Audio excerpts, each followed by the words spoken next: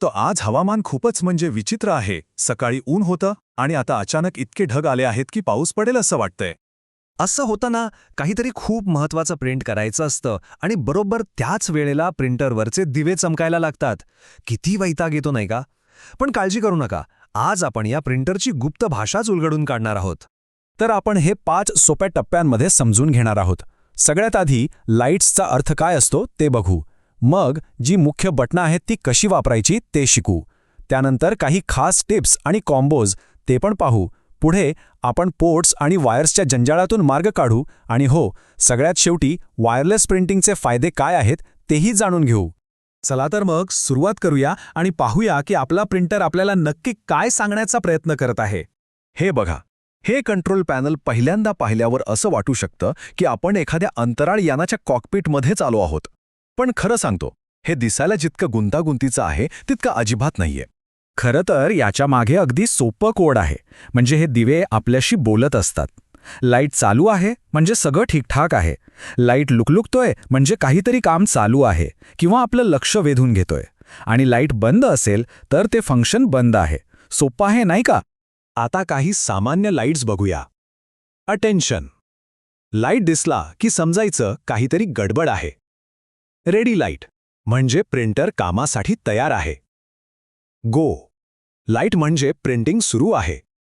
आणि paper out light तर नावातच सगळं सांगतो, म्हणजे कागद संपलेत. ठीक आहे, आता लाईट्सची भाषा कळलीये. आता वेळ आहे बटणांवर आपलं नियंत्रण मिळवण्याची. आपण कधी विचार केलाय का की वेगवेगळ्या कंपन्यांच्या प्रिंटर्सवर साधारणपणे सारखीच बटणं का असतात? कारण कागद लोड करणं किंवा बाहेर काढणं यांसारखी काही मूलभूत कामं तर सगळ्या प्रिंटर्सना करावीच लागतात. हे लोड इजेक्ट बटन खूप महत्त्वाचं आहे.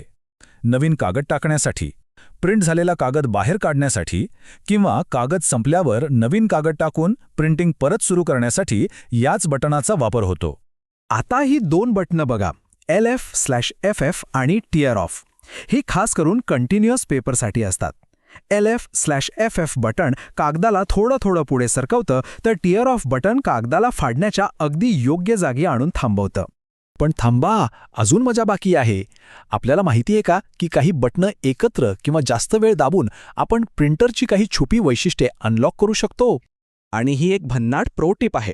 आपल्याला प्रिंटरच्या सगळ्या आतल्या सेटिंग्ज बघायच्या आहेत का? त्यासाठी एक कॉन्फिगरेशन पेज प्रिंट करता येतो. कसं? अगदी सोपं. फक्त प्रिंटर चालू करा आणि गो बटन 5-10 सेकंड दाबून ठेवा, झालं काम. असेच आणखी काही कॉम्बिनेशन्स आहेत, जसे की INK बटन 3 सेकंड दाबल्यास प्रिंट हेड साफ होतो. पॉज बटन जास्त वेळ दाबल्यास मायक्रो ॲडजस्टमेंट मोड सुरू होतो.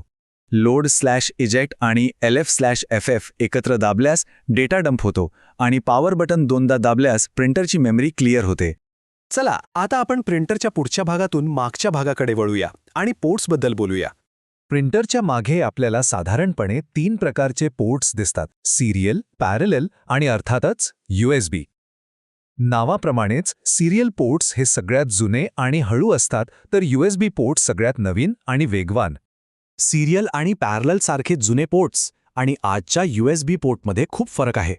USBचा वेग खूप जास्त असतो आणि ते हॉट स्वॅपेबल असतं.